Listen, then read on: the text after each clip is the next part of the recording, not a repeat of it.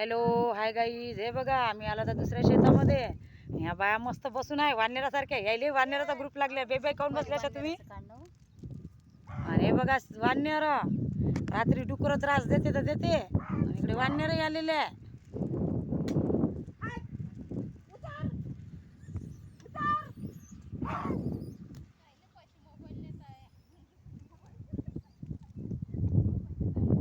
हे बघा तलाव भरलेला आहे.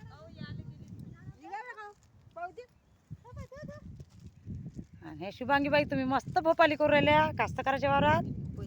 आलो ना. हे वाननेरासारखेच बसून आहे तिकडे वाननेर, आणि इकडे तुम्ही बसून आहे. कास्तकार जाईन का समोर?